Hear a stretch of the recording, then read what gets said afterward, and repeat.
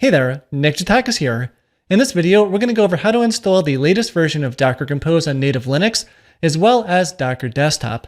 This can be really useful if you want to download the latest and greatest version of Docker Compose, but it's not yet available in your distro's package manager of choice, as well as Docker Desktop. For example, I am running Docker Compose version 2.21 here. I'm using WSL2, and I have Docker installed directly inside of there without Docker Desktop. But if we go to the releases page here for Docker Compose, we can see version 2.23 is available. Now, you might think like, well, since you installed Docker officially here, which I've done, I should be able to do something like an apt-get update here. And we can see that Docker sources list is there. And if we do run, apt cache policy here on Docker Compose plugin, we should see the latest version that's available to download here, in which case, though, it's version 2.21. Now, I don't know Docker's release cadence here for pushing all of these builds up to whatever distros they support, but version 2.23 as well as version 2.22, at least at the time of making this video, is not available to just apt install if you're using Debian or Ubuntu. Maybe it's available on other distros. But yeah, let's say that today, right now, you want to install a version 2.23. Likewise, if you're using Docker Desktop with macOS and Windows, this will work, although I will say that I did verify that this strategy does work using macOS with Docker Desktop. I tested that on my work machine. I don't know if it's going to work on Windows, but due to the way the strategy of how it works, I think it's probably going to work. So yeah, let us know in the comments below once you get to the end here to see if it works or not. But yeah, so we just verified that we have Docker Compose 2.21 installed. Let's go ahead and install version 2.23. Now, I'm going to be doing the guide here. And by the way, I'll be linking this one in the description here. I'm going to be doing it within WSL2 native Linux style, not Docker Desktop, although I will call out some subtle little changes you'll need to make there if you are using Docker Desktop. But yeah, let's first go over, how we're actually going to do this. So the basic idea is we are going to make a new CLI plugins directory in your home.docker directory. Now, you could choose to do this for all users on your system instead of just within whatever your user you happen to be operating on, in which case you can go to user local lib docker instead of your home directory, but we're going to be doing it through the home directory here. The only thing you need to make a change there is that path there if you want to do it for all users on the system. But yeah, we're going to make the CLI directory here, and then really we're just going to curl down a very specific release of Docker Compose. In this case, version 2.23 is the latest one. If you're watching this video in the future, that's probably going to be a little bit higher. And then of course, we just download whatever specific file that we have for our operating system as well as CPU architecture. And if we go to a release here, near the bottom here, you have assets here, and you can go to show all assets. And there's a whole bunch of different ones, right? We can see one for macOS if you're using Apple Silicon, as well as Intel over here. There's Linux, various different ARM CPU architectures there. There's the one for x86 64 here.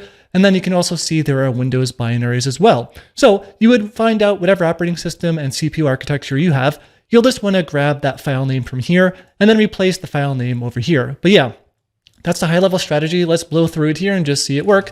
So I'm just going to be copy-pasting these things into my terminal here because that's what all developers do. Copy-paste, copy-paste. Nice. So yeah, we just need to make this directory here. If it already exists, then it's just not going to create it. Otherwise, it will create it. And then before we get to the curl command, though, because I just want to warn you if you are using Docker Desktop, if you actually go into this Docker CLI plugins directory here, there are going to be a whole bunch of different symlinks. Now, I'm not running Docker Desktop here, so we can't actually see them.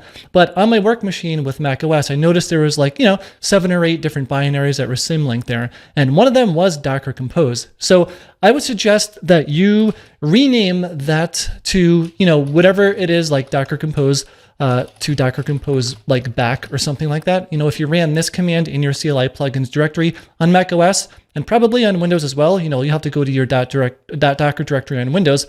The reason you want to do this one is, yeah, you just don't want to overwrite that symlink that already exists there because, ideally with this strategy, this is maybe just a temporary solution, right? You manually download this binary into the CLI plugins directory. You take advantage of using the latest version of Docker, but then maybe in a week or two or a month or whenever Docker ships a new version up to their package repositories or Docker Desktop, you can just install the official version. You don't have to do this. Anyways, but yeah, you want to first rename that symlink so you don't overwrite anything. So, okay, let's go back to the guide over here. So, we made our directory here. I'm going to curl it down. So in my case, I am running native Linux with x86 64 here. So I'll be able to just copy paste this command without modifying anything here. But again, if you want to install a different version, you would just replace this with the version. And again, this file name over here, you would just go and grab that one from here, whatever one matches your operating system and CPU architecture. future. Cool. So that's going to go download this Docker Compose binary here. And if we do a look here, we can see that it's there, but we still need to make it executable. So let's do that as well. So we can just do a chmod on that one. And cool, there we go. So we have Docker Compose there, it's available. Notice there is a hyphen here because this is just the file name, but it's still being loaded in as a Docker Compose v2 plugin. So if I do Docker Compose version this time around, it's going to be version 2.23.0. You know, earlier in the video, it was 2.21. So we successfully installed the latest version of Docker Compose here, and it is all good to go. Nice. Yeah, now let's say that it's a couple of weeks or months in the future or something like that, and you want to install it officially through either, you know, apt, doing an apt-get update, and then you can just install Docker Compose plugin package there and update it, and you don't want to use this custom version. So the nice thing there is like all you need to really do here is just remove that file. And now if I just rerun Docker Compose version, it's going to just immediately pick up the previous version that I had. You know, in this case, there is no newer version to get because it's not 2 months in the future or whenever Docker is going to update that one. But that would be what that process looks like. And, you know, if you're using Docker Desktop there with the symlinks, then you can just go and move that old Docker Compose backup one that you made before just back to Docker Compose like this, and then you should be able to install the latest version of Docker Desktop that has whatever version of Docker Compose that you want, and everything should be good to go. You know, again, I didn't test that specific workflow on Windows. It should work in theory, at least. I did test it at least on Mac OS, and you know, I was able to run Docker Compose version like this and get the exact latest version there. So yeah. Let us know how it goes. Also, if you like this video, please give it a thumbs up because it really does help a lot. Thanks a lot for watching, and I will see you in the next video.